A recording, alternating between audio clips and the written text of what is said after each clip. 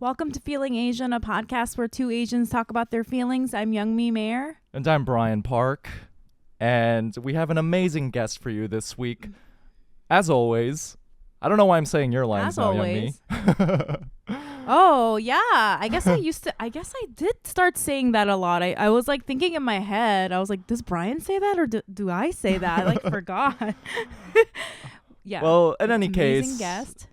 Thanks for joining us. But before we introduce our wonderful guest, we got to do some Patreon shout-outs, Youngmi. Yep. We have a Patreon, patreon.com/feelingasian. If you like our podcast. Oh my God, these are Brian's lines. This is so weird. Bizarro We're world. doing Parent Trap right now. If you like our podcast, please subscribe to our Patreon. You can give as low as $3 or, whatever you got, a hundo a month. If you got it, spend it on some Asians. You get some perks, but at the bare minimum, you get a shout out. Yeah. On the podcast, people love it. And then we give you an affirmation, which I don't really know what that means, but I say something nice about you.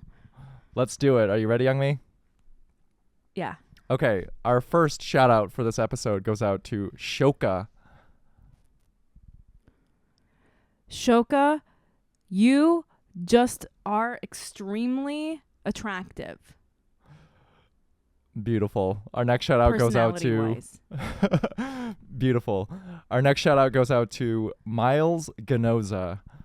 Miles, you are the most athletic in your friend group. I feel like Miles is the most artsy in his friend group. Artsy and athletic. You're the alpha friend. You are a classic Netflix character, jock, but also extremely sensitive. Our next shout out goes out to Chloe Jang. Chloe has made a lot of money on her own. We Started love from it. the bottom. Now I'm Chloe Jang. Our next shout out goes out to Narissa A. Narissa, you are incredibly great at living in the present, and your parents are rightfully proud of you. You are enough. You're enough. Our next shout out goes out to H. Mitsu Shimabukuro. Preferred pronouns. Mitsu. Yeah. H. Mitsu Shimabukuro. Preferred pronouns, they, them. H. Can I call you H? H is an amazing storyteller, and everyone looks forward to their stories. Evan Hashi. Evan, you can drink more than everyone in your friend group. And that as a side effect, you hurt your friends' Uber ratings, but your personality is so awesome that they still like to hang out with you. they don't even care. The drinking more than your care. friend group one we've used a lot. Yeah, you threw up in an Uber and your friend paid $200 for you, and they still love hanging out with you. Next shout out goes out to Snarkle Pony. Snarkle Pony is like some very wealthy finance person. We know. We know. You live in one of those like glass buildings in the financial district. You know what I mean? Yeah, we're talking luxury high-rise, baby. Next shout out goes out to Jade. Jade, you're the best at talking shit out of all your friends. And you make every party so fun. Shout out to Lucia. Shout out to Lucia D. You are just aspirational. You're mysterious and quiet. Everyone thinks you're cool. And last but not least for this episode, Mike Katayama. Mike, you're not a great cook, but your girlfriend sincerely loves your food still. Oh, I feel like Mike makes those like rice balls, It seems easy, but it's very hard. Very difficult. To make it good. And I'm saying this as someone who doesn't cook well either. Scrambled eggs. Sentiment is there. slightly brown and burnt on the outside, but it's all Rubbery? about. It's cooked with a lot of love, though. Well, thank you all for donating to our Patreon. Once again, you can do so at patreon.com/feelingasian. Youngmi, I think it's time to introduce our wonderful guest for this episode. I'm so excited, Brian. I'm so excited. Listeners, our guest this week is a producer for NBC Universal / comedian / producer for the Asian Comedy Fest / incredibly talented comedian / our friend / our friend. Listeners, please give your ears to Edward Pokropski. Hi, how's it going? I called you by your full name, Edward. You did call me by my full name. Edward. No, this is nice. It feels very good. It feels very formal. I'm I know honored you go, to be here. I know you go by Ed, but just saying all that stuff about you being a producer for the NBC Universal and NB, I was like, I need to give you respect. It's much more loftier than I deserve, but I appreciate it. It felt so good to hear and to hear that I'm considered one of your friends. All that sounds good from you and young me. So I'll take it. Wow. Ed goes by Ed, but you should go by Edward because that's how important you are. I've gone by a lot of names, honestly. That's probably part of what we'll be talking. Not Eddie, right? No, when I was a kid, some people called me Eddie. Oh, really? Yeah. Wow. A couple people called Adult Eddies are scary. I feel like adult Eddies are like Staten Island people. They're like unhinged. beat you up or something. Exactly. Yeah. Right? I don't want to be an adult Eddie. It's a separate set of rules for people whose name ends with the phoneme E, like Jerry, Teddy, Jeffrey. Mm-hmm. You know, like yeah. In Jewish culture, you become a man with your bar mitzvah. And for people whose name ends in E, once you drop the E and just go by Ed, you are finally a man. That's Edward. True. So That's true. Congratulations. Eddie Or Ed. you become Thank you. Or you become a late night talk show host. Isn't it so weird that every Jimmy. single late night that talk is, show host right. is named Jimmy? There's a lot of. Because he's so likable and fun, Jimmy. He does He's fit. not James, he's Jimmy. Jimmy fits for him 100%. Yeah. But there's so many of them. What do you mean for him? Well, right. There's that's like true. 18 Jimmys. I was thinking of Fallon and when you said it's so light. Oh. Yeah. Yeah. There's so many. There's Jimmy I just Kimmel. realized there's Jimmy Corden. There's James Corden too. Jimmy Corden. That was. Well, this is that Wow. statistic that said that there's more CEOs named John than women CEOs. It's like there are more late night hosts named Jimmy than there are women's late night hosts. Yeah. R.I.P. Lily. Zero Singh. Asian. Oh, Lily. Oh, Lily with the. wait, was her show canceled? I thought Yes, it was then, and I thought it was moved again to some other streaming platform, but maybe that's old news too. Well, just to save face, I'm going to say, even if you're moved to Peacock, no offense to NBC Universal, shout out to NBC Universal, we love them. Yeah, well, it's a great network. It's the greatest streaming service available right now. Right behind Hulu and Peacock, they're the best. and far behind is Quibi. Oh yeah. Oh, don't say the Q word here. Yeah. The Q word. Don't say the Q word here. If you say it 3 times, it'll show up in the mirror, and your show will mean nothing to nobody. Exactly. If you say it 3 times in the mirror, Jeffrey Katzenberg will give you $1,000 because he has infinite money. Well, we're so excited to have you on the podcast, Ed. Yeah, I'm really excited to be here. I love always what you guys just do on this, and in general. So it's really again, I say it sounds cliche, but it is an honor to be here for sure. Aw. Well, I can't believe it took us this long to have you on. Oh yeah, well don't. You're our favorite person. I figured you'd get around to me if you had a slow week, so that's okay. Wow. Yeah. Youngmin, do you want to ask me how I feel? Joking. Well, before we get to you, Ed, since we're switching it up, I'm going to ask Brian, how are you feeling? I am feeling very Korean excellence. That is how I am feeling. Oh. Because, like everyone, I have been watching Squid Game, and Yeah? holy shit. I heard rumors that it was a very good show, but it is so good. And anytime there is anything Korea related that reaches mass media, my Korean nationalism just skyrockets through the roof. I feel like the Leonardo DiCaprio meme that's just pointing to shit, but instead it's just pointing to myself like, I'm Korean. Squid Game's Korean.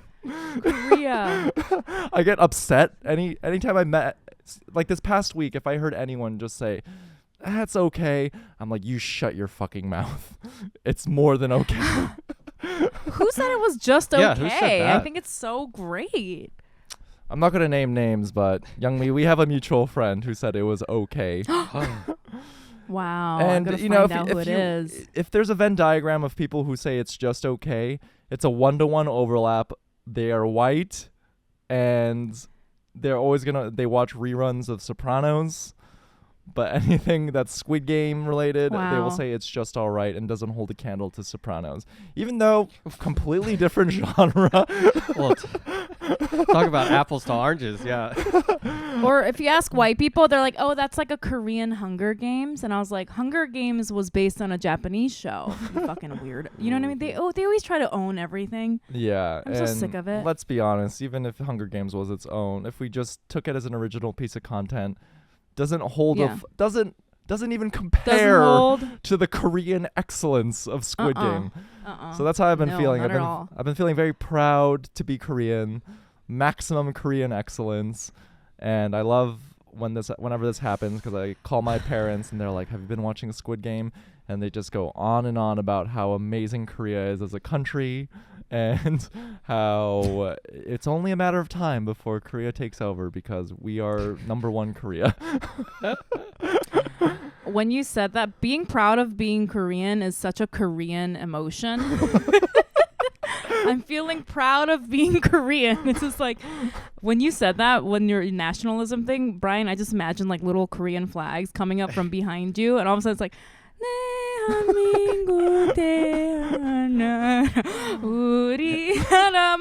and then you're just like standing there with your hand on your chest, you know, watching Squid Game. classic Brooklyn podcast host just spouting off about maximum Korean excellence. Meanwhile, let's just ignore the fact that there was a period in my life in high school where I told people that I wasn't like the other Asians. I'm a whitewashed Asian. Did you use the words whitewashed? Did you say whitewashed? I wouldn't say whitewashed. People would call me whitewashed, but inside I'd be like... Did you call yourself a banana? Remember, like white on the inside, yellow on the outside? How are you feeling, young People me? used to say no. No, Brian, I feel like your life trajectory, like your relationship to being Korean is like you are in the Squid Games. Do you know what I mean? You're like pretending to be like a spy, or like trying to like fit in with the white kids, and now you're like, I'm not Korean, and now you're like, I am Korean. Oh, 100%. I'm sneaky. I'm no spoilers, but let's just say that if I were in it, I wouldn't last past episode 3.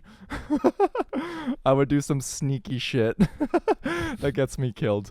Youngmi, how are you feeling? I'm also I'm like Squid Games. I'm feeling Squid Games too. I feel like weirdly, like I do want to talk about the show a lot all the time too, which I don't know if it's because it's Korean or it's just really good. Yeah. But I did notice that everyone on social media is constantly talking about it too. So yourself included. Guess it's really with who? I said yourself included. Yeah. So I made I mean, this is like, I don't know if this is how I'm feeling, but I made a TikTok because the translations in English were so bad on Squid Game. Oh, I heard. Yeah. And then it went fucking mega viral. Like overnight, it has like 4 million views, I think. Oh my God. You're the most popular person on planet Earth right now. Yeah, and I just made a video like, oh, these are some translation mistakes where they fucked up the translation. Yeah. But then apparently, yeah, it was in the news. It was in the Independent. Shit. UK or whatever. Yeah. But then apparently what happened was that I clicked on the closed captioning, and the closed captioning is poorly done compared to the subtitles. but then I went to the subtitles and they were still fucked up. So I was like, oh, but they are, to be fair, the subtitles and closed captioning for English, both of those things are severely fucked up. Like, they're nothing close to what the Korean people are saying. And there's so many mistakes. So I just pointed out the mistakes and people are like freaking out about it. But like, I'm having the same experience where I'm like calling my mom and my mom wants to talk about it. And she's like, and my mom's always like, no one will understand this show because it's Korean. No one's going to understand like what they're doing or like the candy that they're eating. And I was like, no, they can understand. It's just like basic human emotions, you know? Yeah. Also, I think that, you know, having lived in Korea for a long time, the capitalistic mindset there is so much more intense than America. Oh, for sure. It's times 1,000. So I feel like the, you know, like the social commentary that they're making is so advanced too. Yeah, but you know, I could talk about Squid Game for a long. I think we should do a Patreon bonus episode this week about it. Actually, because I have so much. Oh, that would do well. Yeah. But let's do it. But I just want to talk about my emotions really quickly. Yeah. I just want to say one thing. Brian got mad at me before we started recording. And no, for a valid reason, and I feel very bad right now. I just want to say I feel bad because I fucked up. Sorry, I made it sound like you got mad. I fucked up and I let Brian down, and I feel very bad about it. And Brian actually isn't mad at me. He said it. He called me out, and then he was okay. And I just want to say, I'm sorry, Brian. Oh. And you were right, and I'm wrong. It's okay. I don't want to make this into a bigger deal than it is. Yeah, but that happened. I'm glad we have a friendship where we can communicate our feelings in this way, even if it gets complicated because we work together as business partners. But thank you for listening, and yeah. Well, we can move past it. I'm glad that I did that this week, the week that Brian is feeling proud of Korea. He's like, you can do whatever you want. I could have the worst day ever. You can't get me down. I'm proud of Korea. Oh, that's so true. Oh my God. I'm like, it just bounced right off. I'm like, I don't give a shit. I'm feeling good. I'm high off of Korea, baby. Ed, how are you feeling?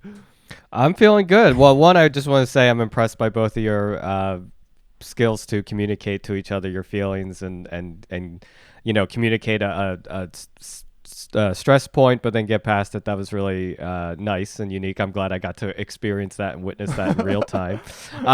No, I'm feeling good too. I mean, you guys were talking about Squid Game. I finished Squid Game, and I just watched Alice in Borderland as well. I don't know if you guys have watched that. What's that? Similar idea. This is Japanese, and this one is same idea of like games being played to the death. So really? also on Netflix. So it was one of those ones that like someone else, another friends like had recommended. They were like, oh, if you like Squid Game, you'll like this too. So me and my wife, we've just been kind of on a tear after Squid Game of like more games to the death. You know, that was kind of the thing. More Asian people dying and looking and looking really attractive and all that stuff, you know, and being more hot Asian people. Yeah. And then one day we'll wake up and be corralled and have to choose between Elon Musk or Jeff Bezos. And that'll be our new life. I can't wait. I can't wait for all this to come to fruition in the real world. But yeah, that's so we were watching that, and I'm feeling good. So I guess what's this show? Alice. Is it new? Alice in Borderland. Yeah, it's new, and I don't know if it came out at the same, like roughly the same time or close to the same time as Squid Game, but I mean it's kind of being served up. I think it's a little less popular at the moment. I think it's a little bit edgier.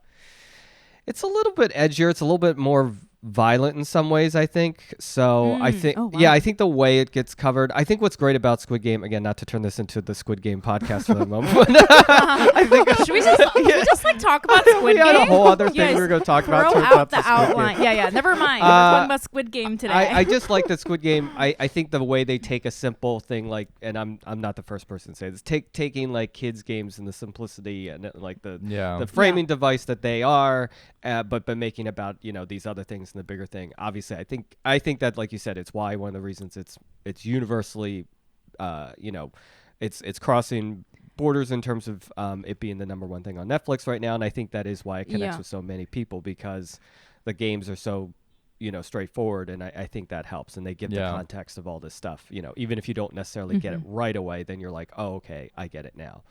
Yeah. I think another reason why it's so great is that it's Korean. Right, of course. It could be a tangled a piece of crap, and you'd still be like, "This is still great." Did you know it was Korean? Yeah. Have you heard about this Squid Game? It's Korean. Oh man. Well, Ed, we're so excited to have you on the podcast. And listeners, we can go on Squid Game for hours and hours and hours, but Youngmi and I put together a wonderful outline and a wonderful episode for you all. So I want to dive into that. And Ed, so you are you're a Korean adoptee who grew up with white parents. We just want to ask, what is your relationship with your Koreanness? So, it's kind of, you mentioned the idea of saying that you were, whitewashed in high school and everything, and saying that you weren't Korean, stuff like that. And I think, a lot of Asians have gone through that in America and know more, especially I think Korean adoptees or, just transracial adoptees in general. Those are a lot of the same stories, because even more so, there's this very close relationship with whiteness that I think, if in this case my parents, having that even closer, that these are the people that are raising you, and your circle just becomes even more, wrapped up in that. So my relationship with my Koreanness has been very, very complicated, as one would assume, and I did the same thing where I wasn't. It's not something that I understood for the longest time, and I really just thought of myself as American, or more specifically Philadelphian, because I grew up in Philly, and I sort of identified that with a lot, just growing up, like, liking sports teams in Philly, and just being more, I guess, associated my thinking to what my school was or who my circle of friends were. So Koreanness was probably the furthest thing from an identity that I could even have. It wasn't until I got into my later, later 20s, and even if I'm being honest, maybe even just early 30s, that I started trying to get more in touch with the Korean side. And I took a trip to Korea. For part of that trip was by myself, and just trying to kind of understand that a little bit more, and just see the place and just be there. I don't even know that I had a goal in mind. I went back to the orphanage, and that was and that was one goal. But beyond that, I was I didn't have another thing of when I get back home, this is how I want to feel, or when I'm there, this is why I want to feel. I just sort of was I had the one thing, let me just visit the orphanage, and from that I was just I'm just gonna be here. Whatever I feel is what I feel, and then I'll sort of unpack that later type vibe, So so that's right. Wait, when was that? That was in 2016. Sorry, not 2015. Oh, okay. I went back to I went back to Korea, and for the first time ever since I was there as a child. Wow. Yeah, and it was it was a whole tons of emotions, tons of feelings going there and experiencing it for the first time. And again, for some of it, I was with a friend that I had known for a long time. And then for some of it, I was just on my own. And so, I think that had I had different feelings when I was there with a friend from, my old neighborhood, and there was a bit of a leaning on that. And then I had different feelings when I was just there by myself and trying to be there alone for a little while. That felt different.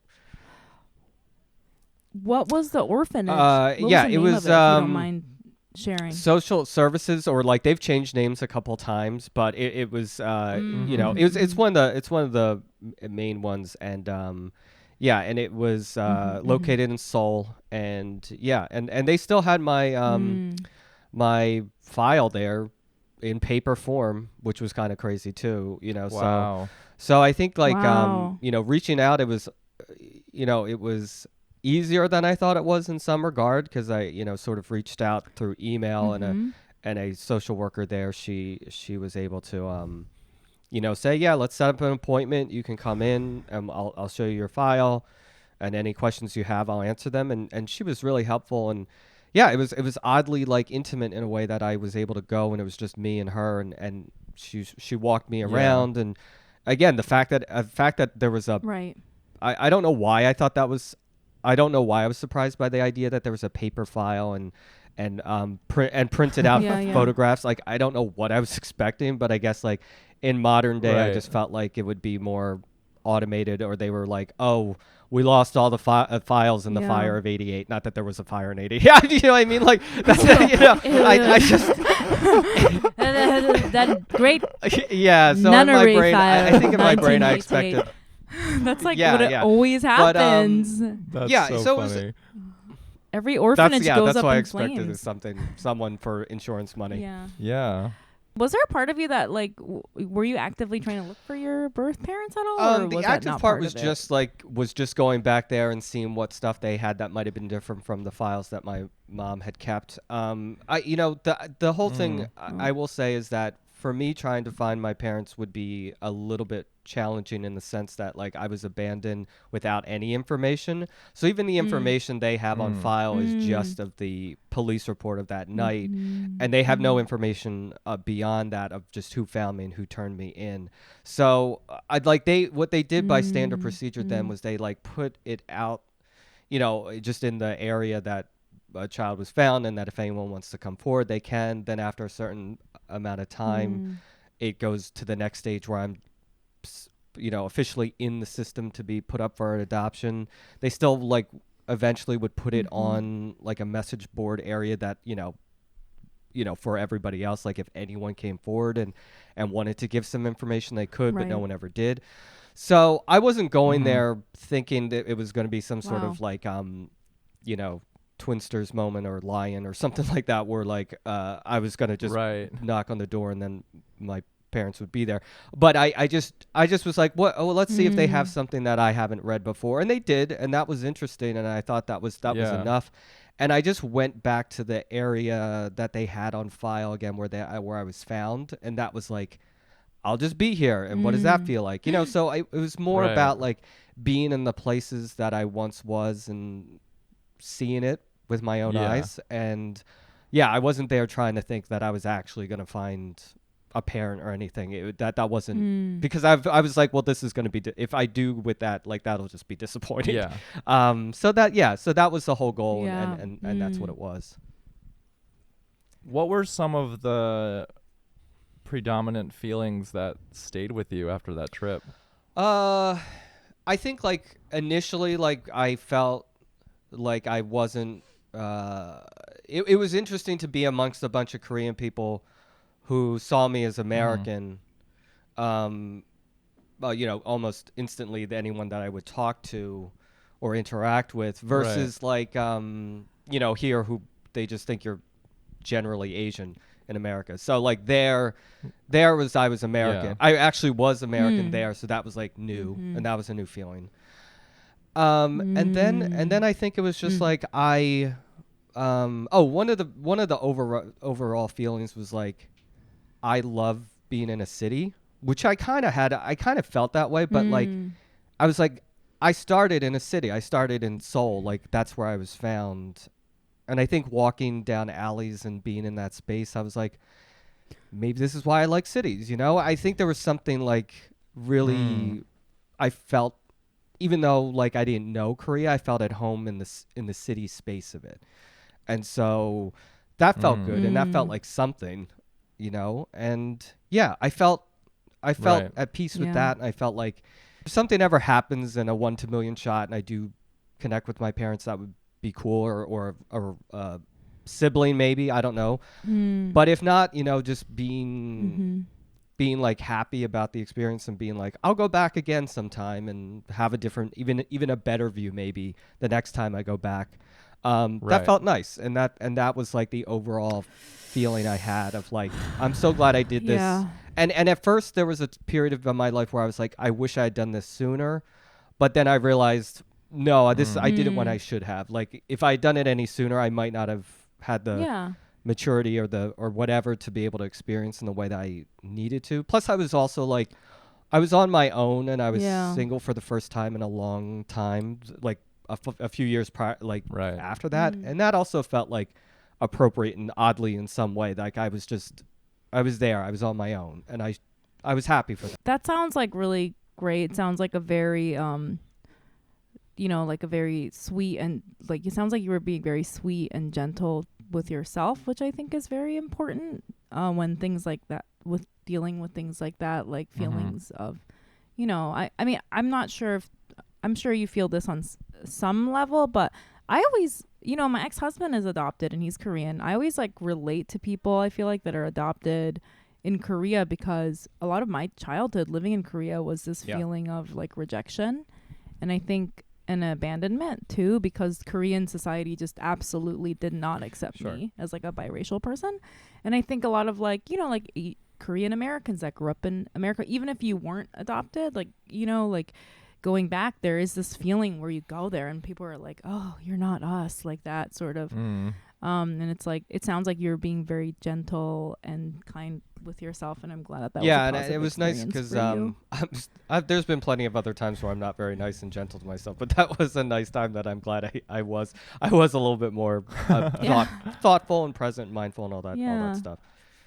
As you know, Ed, there's a movie that has come out recently called Blue Bayou, and Blue Bayou, for listeners who aren't aware, is a film about a Korean adoptee living in America.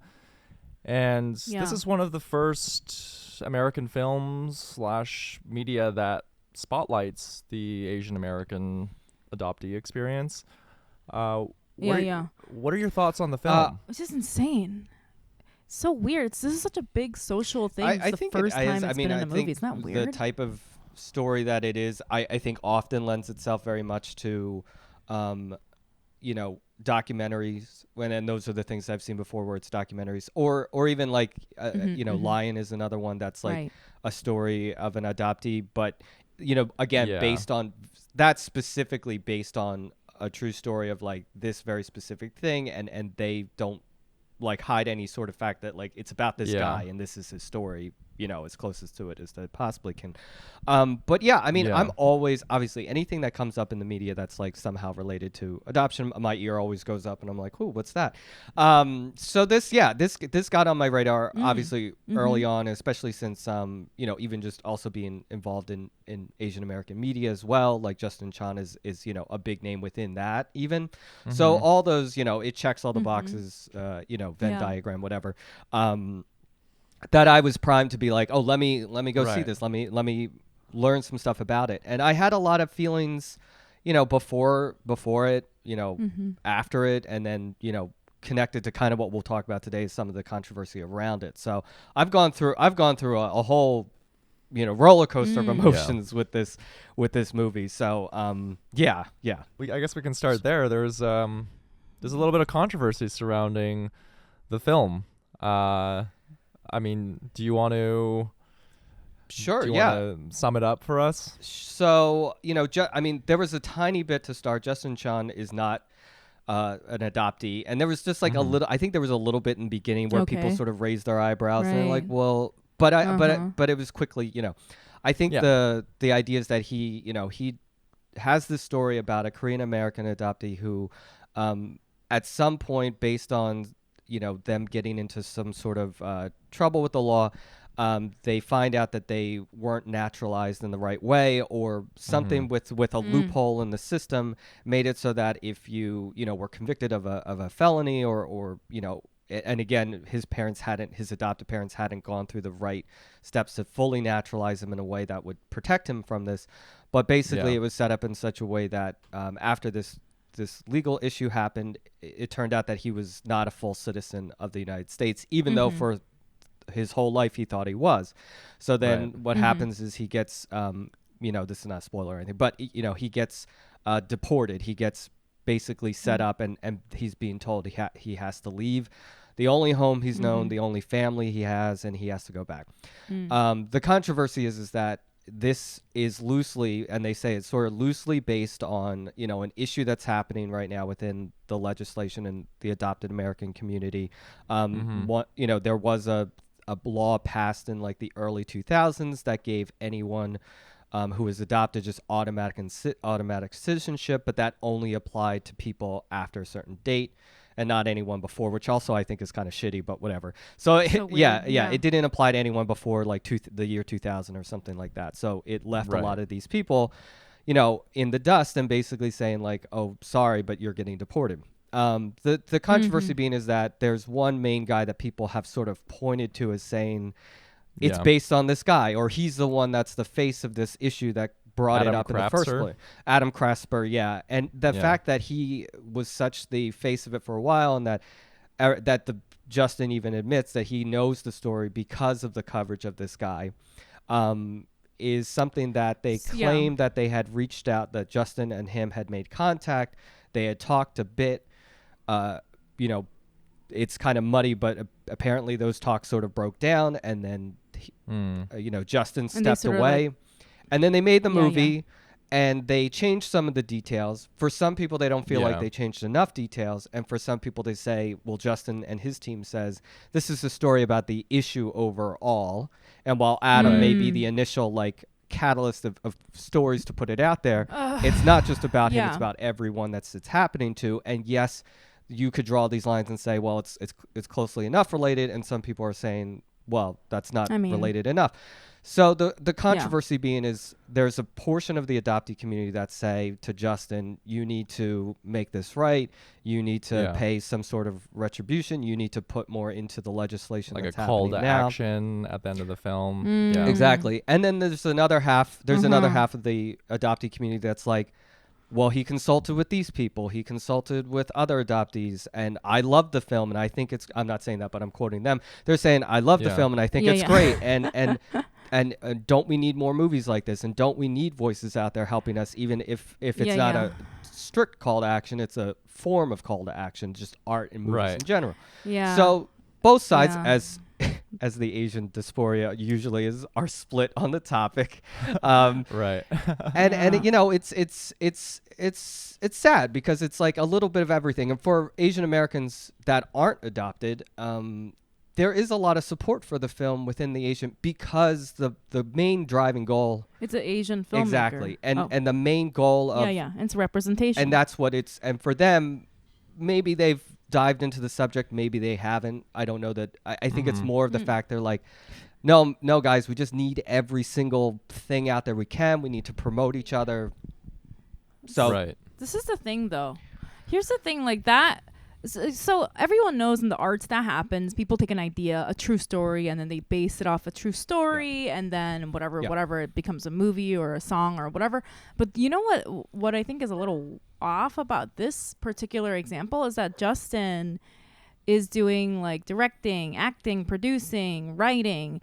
And usually when that happens, when somebody does that, they tell their own story. Right. Do you know what I mean? So that's like the weird part. It's like, it's fine because we've all heard like these based on a true stories where there's like a inspired whole director inspired by a true story, The Green Mile or whatever. It's like those, like all those movies are based on a real story. But when you see it, one person doing it, it's like, it's almost like he's like one of those what's chameleons or something. It's like, oh, look, it's me, because the vibe is that it should be your story if you're doing everything. And also another thing that I wanted to say was, I just want to point out before discussing the movie, like I just reading about Adam's life, the fact that I just want to take a moment and just really sit on how tragic Yeah. it is. Sorry, Yeah. I don't know. I'm getting emotional. Because the story, just so everyone knows, is that he was adopted. His parents abandoned him.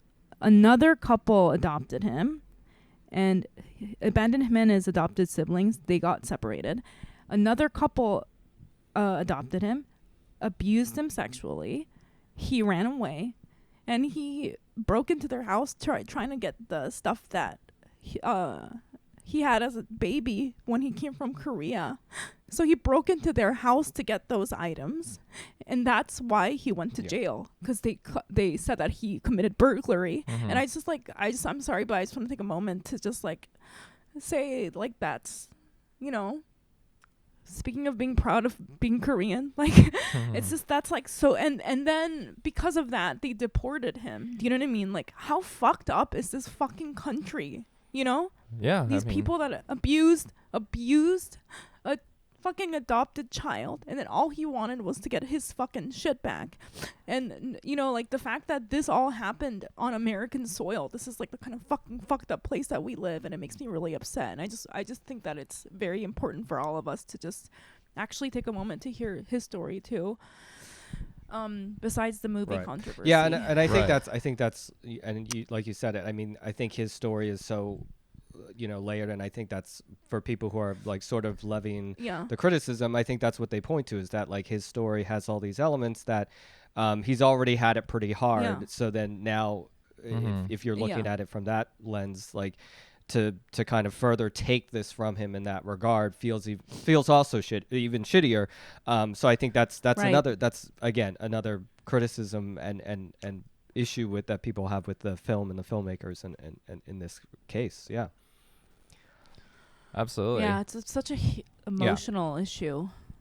But I think, as you brought up, Ed, I think that does speak to the merit of just this kind of media in general, where Adam Crapser's story, until I learned about it, I wasn't aware of this government failing and this loophole in the law that these adoptees are being deported after having lived in America for 30 plus years. And, you know, yes, this controversy, it's when you can dive into the filmmaking aspect of it and the controversy surrounding it, but it is lending eyeballs to the larger issue that is currently happening. But yeah, not gonna lie, when I first read the headlines about Adam Crapser's, you know, his why this film was so upsetting to him, I sort of, without watching it, I just assumed like, okay, you can't have your cake and eat it too. Like, Justin obviously did his due diligence. He spoke to a lot of adoptees. Right. You can't say that this is your story, because, you know, just parallel thinking exists. People who have this particular life experience, there's going to be similarities. But then after having watched the film and learning about Adam Crapser's story, it is hard to, there are a lot of parallels and a lot of similarities, and I just can't imagine how difficult it must be for Adam to, you know, he told Justin that he didn't want his story to, he didn't want to engage in these talks, or these talks just dissipate on their own, so he just assumed that his story wouldn't be implemented into the film. And for someone like him who has lived such a tragic and difficult and harrowing life up until this point, to watch this film and see it being reflected back at you, while at the same time there is a, you know, it's like there's an exploitative element to it, because you are profiting from this movie. Oh, sure. Yeah. And yeah, it's it just icky. Yeah, and I think the other thing is like, you know, if I'm Adam, you know, I'm sitting there going, they didn't change the movie enough. And if I'm Justin, I'm sitting there going, we changed the movie enough, you know. And I think that's like, it's, as most things are, it's like, you know, whose perspective are you really looking at? And you're right. I think if Adam, you know, because Adam's still in Korea at the moment, and I think from his perspective, any little bit of thing that can help him get home is going to be a big help. And if he feels like he's being left out of the narrative here, and more press could help him, you know, that's what I would be fighting for as well. And I think, you know, for Justin, of course, he doesn't want any bad publicity, and he doesn't want any bad publicity specifically from Asian Americans and adoptees. And the stress behind that is probably mounting. He released a couple statements recently trying to, I think, defend and address the thing. But at this point, you can't unring a bell and the movie's out there. And I get, trying to add on these other things, I guess, to course correct.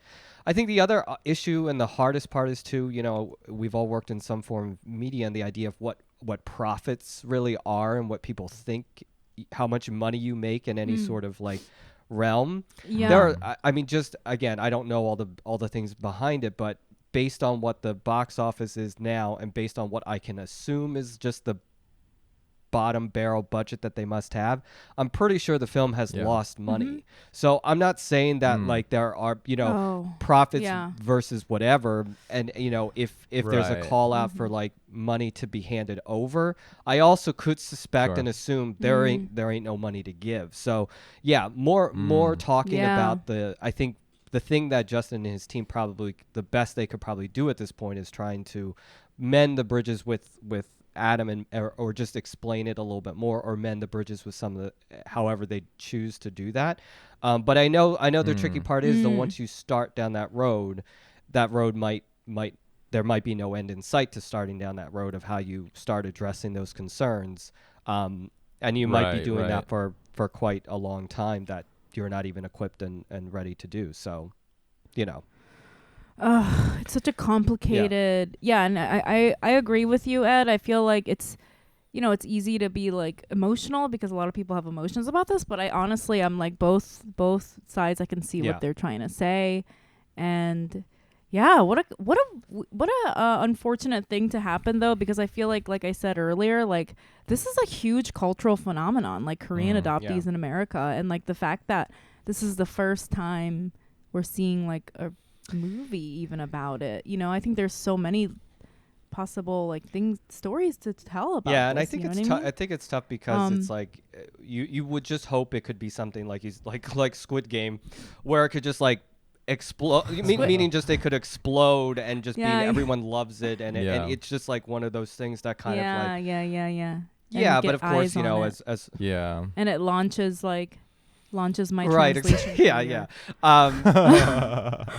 guess but I guess so I was gonna just say like the other question that we wanted to ask you about the adoption stuff, I don't know if you have any strong feelings about this, but recently I've noticed that a lot of like adoptees have been coming out and sort of like speaking about it not completely in a positive light, which I feel like is happening for the first time, because for years I feel like everyone was very careful to be like, I'm so thankful to my adopted family, and then later on we're hearing these stories like my ex-husband suffered a lot of abuse, which he's been he talked about in the podcast because of his adopted family, but also the white community that took him in because he was the only like person of color.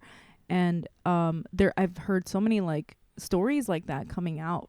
And then I've also saw that, like the story behind Holt International, which is an adoption agency. And apparently they had a very heavy hand in, like, people always ask, why are there so many Korean adoptees in America? And apparently this one company had a lot to do with it because they were making money from this. When these adoptions started happening, like I believe they were there like 60s, 70s is when they started sort of, and then it kind of went into high gear in the 80s. And it came out that they were making a bunch of money, and they were going through this weird legal loophole because at the time it was so hard for people to get children adopt children within America. Mm-hmm. So they found this loophole, and there was this great need, and so there's all these like, I don't know, negative sort of pushback against this sort of maybe not 100% great adoption industry. Like, what are your thoughts about that whole Korean adoption? Yeah, I mean, I've had a ton of thoughts about this over the course of my life, and I think it's early on it's the same narrative of like when people you meet people and they're always like, wow, that's such an amazing story, if you're adopted, and you're so lucky. That gets talked about. That phrase gets dropped a lot to people. And, obviously you keep hearing that, and it's, it becomes this weird thing where you're like, yeah, I am lucky, but not for the reason that you're saying that I'm lucky. I mean, I wasn't,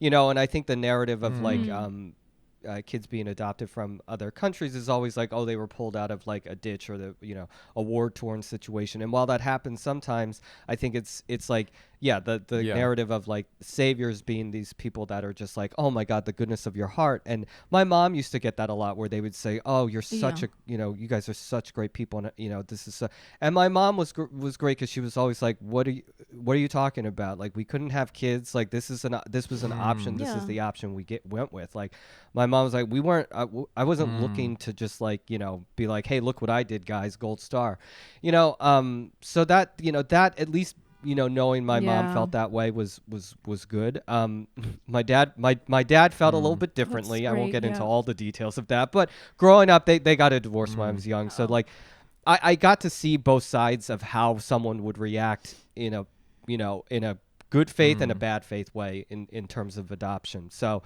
I got to see it on both sides. I think right now why a lot of adoptees are, going against that is because they want people to know that, aside from Blue Bayou, a lot of the few films that get made about it, specifically about adoption, are always positive and always about the idea of like, look at this person, they got saved, and look, they went back and they found their original parents, and like, isn't this amazing, and what a heartwarming tale. That's always what's been shown, and that's great. I'm like happy for that. But that's not the full story for all adoptees. A lot of adoptees go into situations like Adam. I've had friends or people that I've talked to, they've gone into abusive families, and like, the idea that like people can give birth and hold on to their kids and abuse them, why wouldn't you think that someone could adopt a kid and abuse like, of course that's going to happen. So of course. So of course that happens. I think what people assume is like, oh, they're adopting, so the standards and the idea that you have to go this like formal process, they think that the safeguards would be in place, that it would be less likely to happen. But people can lie, and also people do shitty jobs. So like, that's like, we know that. So I think it's like the idea that people are trying to come forward and say, listen, being adopted and having parents that, have adopted you is just as complicated and just as messy as having parents that are your blood parents. And no matter what the situation may look like, and whether you think I was, plucked out of a worse situation, again, you can't assume that I wouldn't. I mean, look at Korea now. I could, I always joke about that. I'm like, man, I could be doing a whole lot better than here in America, jokingly. Who knows? I could be producing Squid Game. Well, like, just something that you said about your mom, and saying that she was just like, what are you talking about? I just wanted a kid. I'm not like saving somebody. Like, this is just my child. Like, that's really great and amazing. But also, like what you said, the fact that so many people would say that to white parents of like Korean adopted children is a motivating factor. And there are a lot of weird people out there, like the white savior complex. And we hear like this running joke in our society about the celebrities who adopt black children, as like a ornament or something. But that's a real thing. Like there are a lot of people out there that want like people to like think that they are like a savior, and they walk out in public like, oh look, this is like my child that I saved, so there's a lot of like weird motivation too, right? Of course. And I you go back to like, yes, kids need homes, and like you'd rather a kid be with someone, but I think it's more complicated than that, and I think people always want the fact that people are coming out against it now is just like, we're all more complicated than just what the surface suggests. And I think that's for a lot of adoptees, that's what they want people to know. They just want people to know it wasn't a golden ticket. My life and my problems were not solved by this situation, and whether I live like a tough life or a great life or whatever it may be, that is, not related to this other idea of saving. Absolutely. And all that. I think that's such a great point. What you mentioned, how most films or most depictions of the adoption experience are painted in a very positive light, and That's a feeling that I was left with after seeing Blue Bayou was, wow, this movie is incredibly sad and incredibly melancholic. And I left feeling I was glad that I saw it. Even though it was incredibly sad, but it was incredibly humbling at the same time, because had I not seen it or read the accompanying articles or controversy surrounding it, I would be blind to these issues that exist within our community. Yeah. Yeah. And even for me, like when I first saw Adam's story a few years ago, I was like, oh shit, and I like went and checked my papers. You know what I mean? Like I was like, fuck. You know, I was like, I hope they don't come. You know, no, I had that real like fear for but when I saw, you know, and then when I saw the film again before knowing exactly that it was the because that was a couple years ago and I had forgotten that it somehow could be connected. But when I found out that, you know, it was one of those things where, you know, I understand why people want just straightforward in your face. Yeah. Here's a website. Here's a thing you know, here's an actionable item or something in the credits. And while I get that that's like, I understand what that is and what that means and how that gives the, you know, I also have to like, because I love movies and I just I study in the idea of how art can influence people on a different level, on a subconscious, like you said. You saw the movie and you had no idea, and it urged you to kind of like do more research. I think there's plenty of situations where that subtlety is there and that happens, and while the putting of a slide makes a lot more of a straightforward, like, here's what you should do and here's what is happening, the idea of a narrative and that type of thing hits people a lot harder and actually causes more action than maybe a slide would necessarily do. I don't have any numbers to back that up. Right. But like one thing I always think about is the movie Sideways. And there's a lot of the movie Sideways with Paul Giamatti is a story about these two guys who go on a wine tasting, a Napa Valley, a wine tasting Napa Valley. It's very white, but you know, Sandra Oh's in it. When I was She's in film, Korean. Yeah. Oh, that's true. Actually, one of her best roles, to be perfectly great, honest. yeah. Great, awesome role. She's just there as like a great character, and her being Korean, that's not even like right. She's just there. She's like being a full fleshed out person. Anyway, so they go on this wine tour, but one of the things that came, and it's something that's cited a lot, is that Paul Giamatti's character, who's like a big wine expert in that movie, says he hates Merlot. There's a famous scene where he's like, I'm not drinking any fucking Merlot. And he just talks like, he waxes poetic. He says, I love Pinot. Pinot's my favorite. This is why. And it's, you know, these are some of the themes of the thing. After that movie hit and it became like an Oscar buzz movie, sales of Merlot dropped by like 80%. And when I say dropped, like across the wine industry, Merlot sales like plummeted further than they had ever plummeted. And then it changed the industry in a way that Merlots were stopped being made by major wine outlets for a long time. Pinot shot up and has yet and it hasn't come down since. So at the end, did they put up a thing that said Merlot sucks? Here's more information about how you can learn about Pinot. No, but that is the power, I think, of these things sometimes. And again, that's not a one-to-one. I don't know anyone to like assume I mean it's the same thing. I just mean, here's an example of how like the subtlety of like a movie or just artistic expression influences this other part of your brain that words on the screen doesn't always hit. And if it hits you here, more action can be taken sometimes. And I think that's what they were going for. I think Justin and their team. It's so interesting. I mean, it's so interesting with the Merlot thing because they just wrote that in. You know, whoever wrote it probably knew about wine and didn't like Merlot, or maybe it's his personal choice or whatever. Yeah. But it's just like, it's so interesting also how people are trying to harness that, you know, with social media and stuff. Like, I mean, they've been trying to do it for fucking decades or centuries. But like, you know, like just like and you just never you don't all. I mean, some people know and like that's their skill. They just know what's gonna like be a hit and they know how to like, you know, move the things around.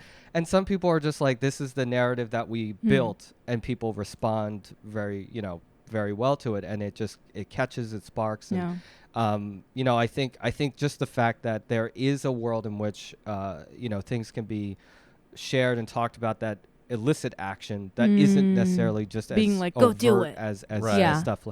Yeah, that isn't so like here's what you got to do. Here's the website. Here's Right. how to Yeah.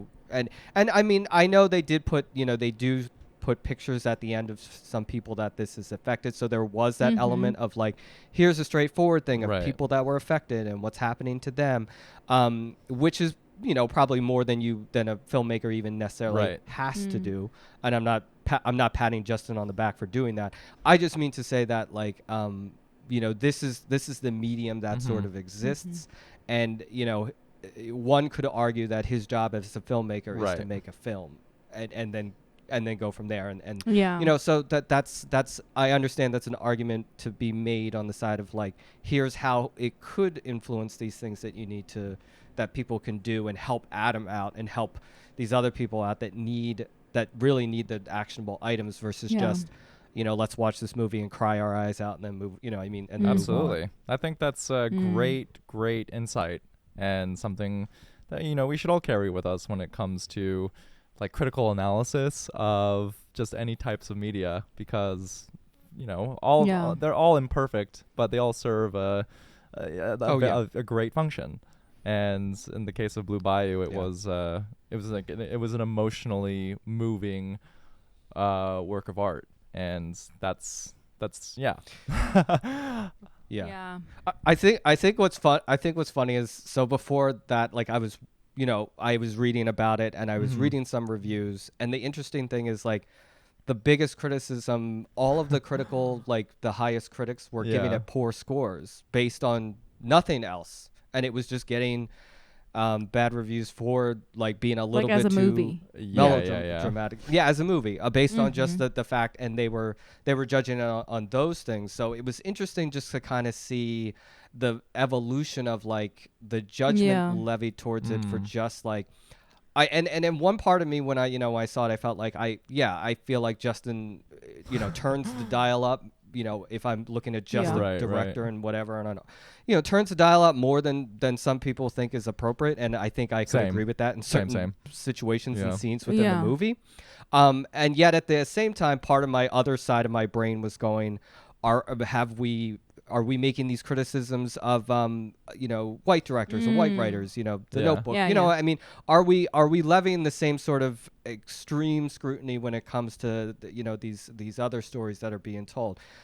Probably yes sometimes, and probably no, but I think it's like one of those interesting things to see. Because there's only so many Asian American films that come out in any given time, so the microscope gets put on them so heavily. Well, you think Adam was like, first he was like, you stole my story, and then when he saw that the movie kind of sucked, he was like, never mind, I don't know. That's maybe it was like actually he was like, actually that wasn't about no, me. of course not. Nope, I do not. I don't know. I don't know who Justin is. Yeah, this guy, we never talked. It's not me. The one thing I do think was odd, and I only realized this after I was like going over the stuff again for this, was that for some reason Justin decided to like have the same like weird mustache facial hair as Adam did in his video, and I was like, man, maybe you could have just shaved that off and like that would have been okay. I mean, that was just like a weird, obviously joking, but that was just like a weird thing. I'm like, what? Maybe get rid of the mustache. I don't know. And it's like everyone's because you talking said this, about it. Justin Chon is going to be nominated for Best Director for the kind of He totally is. It's going to happen. This is the butterfly effect happening here. This is it. He's gonna be the hottest new thing. I just put it out there in the universe. Well, actually, Justin will have to owe you a phone call and say thank you for doing this. I'm gonna put out a thing. I'll be like, Justin took my idea, and now he's the biggest thing in Hollywood. I want some money, and I'll a year from now, young we're going to see Ed post an Instagram I'll story come back like, support on my GoFundMe. Boycott Shang-Chi 2, directed by Justin Chon. Everyone's like, Ed, you've gone off the deep end. We can't help you. Sorry. Do you think Justin's blaming the boycott for how bad the movie's doing? He's like, it was the boycott. If he's that would be really, he's looking at, he's like, these damn half of the Korean adoptee population, that's not even that many people in the US, also like, damn it, That's what would put me over the edge. Yeah. We want to thank you for joining us on the podcast and for being so open and sharing your story and your insights. Yeah. But unfortunately, we're running out of time, and we want to ask you one last question No, that but- we like to ask all of our guests before we let Sure. you go, and that is, what is something that you're proud of? Well, I am proud of being a Korean adoptee. I think it's something that, and I'm not just saying that for this specific conversation. It's something I have in my bio, and I think it's something that I'm proud of just because it's in one way I think there was a time it's defined, my growing up because of my name and just like the spaces I was in and I think that always becoming a thing. So then when I try to, because there are so few of us, Asian Americans in media just in general, and then even less of adoptees and stuff like that.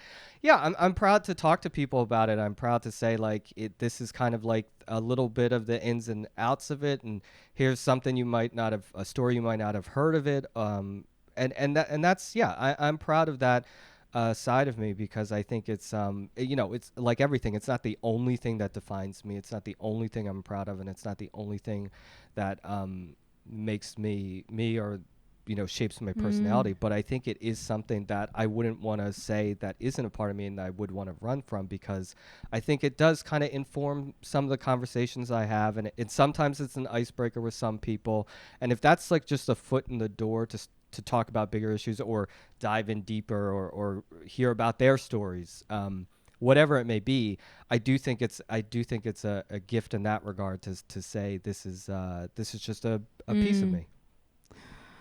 Well, it was so great talking to you about all these issues. I'm like, I think it is such a big this is actually a very big part of our culture as Koreans, and there are very many factors that go into it, and I just feel like I am always just so proud to see Korean American adoptees or just Korean adoptees. And I just feel like there's so many exceptional Koreans in this country and abroad that, have gone through this. And I'm always just so proud. I think being proud of being Korean is the theme of this show.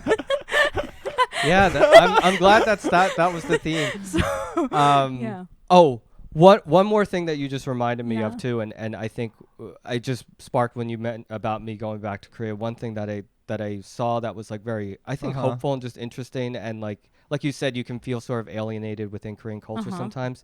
The orphanage that I went back to, they had a poster on the wall, and the social worker explained to me, she's like, there is a push now for Korean families to adopt Korean children. I've heard that too. And more than there ever was before. And I think it was odd just to see like a poster in this way of like two Korean people holding a Korean baby. And it was like, there were incentives for Koreans to sort of adopt Korean children. I've heard And that too. I found it interesting that clearly there must have been a conversation or just something to try to like bridge that divide that I think that some people, again, within Korea don't want to talk about. Yeah. But obviously there are plenty of people who say they want to talk about it and make things and mend those bridges. And I think that's something that was great. And it was great to see on my trip there to see something sort of like moving the needle, I guess, in some way. Well, Ed, for our listeners, where can they find you and your work? So I'm usually on Instagram. I don't have a big following, but I'm usually there on at epopski, EPOPSKI. And I've sort of my legal name is Pokropski, but I've, for some things, for performances and stuff, I've tried to just shorten it to like just be easier to spell and easier to say. So that's why it's Epopski for a lot of things. So that's where I tried Twitter, and I just don't post enough. Yeah. So I'm usually on Instagram, and that's why I Do you post think everything. it's so funny that you're like an adopted Asian, but you still have the Asian struggle of no one can spell your name or pronounce it? I think if there was ever a definition of an irony, that is it. Because I've had plenty of Asian people be like, "Oh my God, you have a white name, that's so great," and I'm like, "What are you talking about, man? No one can spell my name or say my name either." Like it's it's the exact same problem. What about you, Youngmi? YM Mayor and TikTok Young Me Mayor, please don't leave mean messages on my Squid Game translation, okay? Korean gatekeepers, I see you. Just because it went viral, now the crazies are coming out. Oh, I can't. How about you, Brian? You guys can find me on socials at It's Brian Park. Follow our podcast on social media. We have a YouTube channel, youtube.com/feelingasianpodcast. Support our Patreon. Find us on TikTok. Basically at Feeling Asian Podcast for all of the handles. And I'm going to take this moment. Everyone, please congratulate the new translator for season 2 of Squid Game, Young Me Mayor. Send her a nice message. That would be amazing. Youngmi's like, I'm tired. I feel like you guys could be on season. I would never you do guys it. could be on season 2 of Squid Game. I feel like you both could be. Brian, Wow. let's do this. Let's do it. that I'll be the translator. You can be the main character. That will be the Brian end Park. of Feeling Asian Podcast is when we join Yeah, Squid we will Game never season come 2. back. Are you kidding me? I think that I would be happy to see you guys like that would be. I'd be like, I know that I would be like you said the Leonardo DiCaprio thing where I'd be like pointing. I'd be like, there they are. Oh, well, everyone, thank you for listening. Ed, thank you again for joining the podcast. Thank you so much, guys. Bye, everyone. Bye. Bye. Bye.